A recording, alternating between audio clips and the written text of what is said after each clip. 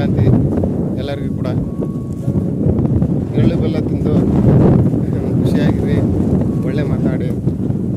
Welcome to my YouTube channel Raju Hosamani. ಇದು ನಮ್ಮ ಹೊಲ ತೋರಿಸ್ತೀನಿ ನಿಮಗೆ. ಇಲ್ಲಿದೆಯಲ್ಲ, ಹಿಂದೆ ಕಾಣ್ತಿದೆಯಲ್ಲ, ಇದು ನಮ್ಮ ಕಕ್ಕರ ಹೊಲ. ಇಲ್ಲಿ ಟೋಟಲ್ ಬಂದು 4.5 ಎಕರೆ ಹೊಲ ಇದೆ.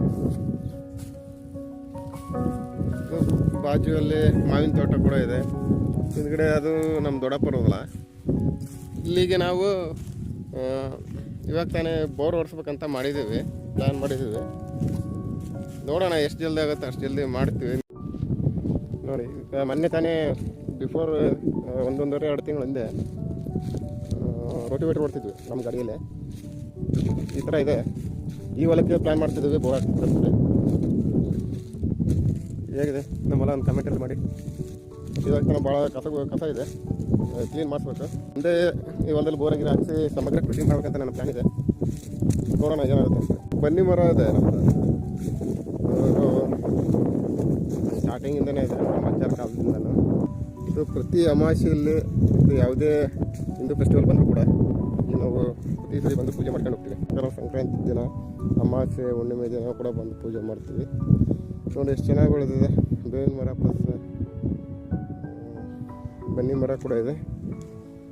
ಬನ್ನಿಗೆ ಒಂದು ಇತಿಹಾಸ ಇದೆ, ಸಂಪ್ರದಾಯ, ಅದೆಲ್ಲ ನಿಮ್ಗೆ ಗೊತ್ತಿರ್ಬೋದು. ನಮ್ಮ ಕಕ್ಕರ ಹೊಲ ಇದೆ, ಬೇರೆಯವ್ರು ಕೊಟ್ಟಿದ್ದಾರೆ ಲವಣಿ ಮಾಡೋಕ್ಕೆ.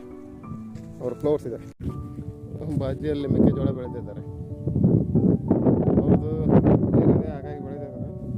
ನಾವು ಈ ಸರಿ ಬರೋ ವರ್ಷನ ಅಂತೇಳಿ ನೋಡೋಣ. ದೇವ್ರದ್ದು ಇದರಿಂದ ನೀರು ಬಿದ್ದರೆ ಗಂಗಾ ಮತ್ತೆ ಒಲೆದ್ರೆ ನಾವು ಏನಾದರೂ ಒಂದು ನೀರು ಅವತ್ತಿಗೆ ನನ್ನ ಫಸ್ಟ್ ಲಾಗ್ ಆಗಿರೋದ್ರಿಂದ ಏನು ಮಾತಾಡಬೇಕಂತ ಗೊತ್ತಾಗ್ತಿಲ್ಲ.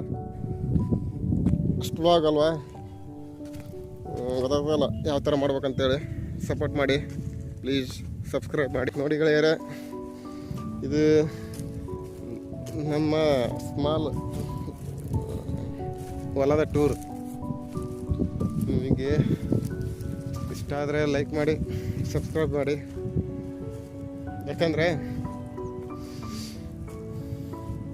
ಭಾಳ ದಿನದಿಂದ ಆಸೆ ಇತ್ತು ನನಗೆ ಯೂಟ್ಯೂಬ್ ಬ್ಲಾಗ್ ಮಾಡ್ಬೇಕಂತೇಳಿ. ಬಟ್ ಇವತ್ತಿಂದ ಡಿಸೈಡ್ ಆಗಿದ್ದೇನೆ ಮಾಡ್ಬೇಕಂತೇಳಿ. ನಿಮ್ಮ ಸಪೋರ್ಟು ಯಾವಾಗಲೂ ಹೀಗೆ ಇರಲಿ ಅಂದ್ಕೊಂಡಿದ್ದೇನೆ. ಸಪೋರ್ಟ್ ಮಾಡ್ತೀರಾ ಅಂತೇಳಿ. ಬಡವರು ಬೆಳಿಬೇಕನ್ರಿ, ನೋಡ್ರಿ ಏನು ಮಾಡ್ತೀರ ಅಲ್ವಾ. ಎಲ್ಲರೂ ಬೆಳಿಬೇಕು, ಬಡವರು ಅಂತಲ್ಲ, ಎಲ್ಲ ಕಷ್ಟಪಡೋ ವ್ಯಕ್ತಿಗಳು ಜೀವನದಲ್ಲಿ ಬೆಳಿಬೇಕು. ಬೆಳೆದು ಒಂದು ಫೈನಾನ್ಷಿಯಲಿ ಎಲ್ಲರೂ ಚಲೋ ಇರಬೇಕು, ಹಾಗಾದ್ರೆ ತಾನೇ ಇಂಡಿಯಾ ಬೆಳೆಯೋದು. ನೋಡಿ ಬೆಳೆಯರೆ, ಬಾಜು ಕೆಲವೊಬ್ಬರು ಬೋರ್ವೆಲ್ ಇರೋರು ಅವರೆಲ್ಲ ಬೇರೆ ಬೇರೆ ಬೆಳೆ ಬೆಳೆದಿದ್ದಾರೆ. ಆ ಕಡೆ ಇದೆಯಲ್ಲ, ಅದು ನಿಮಗೆ ತೋರಿಸ್ತೇನೆ ಹತ್ರ ಹೋಗಿ. ಅದು ಬಂದು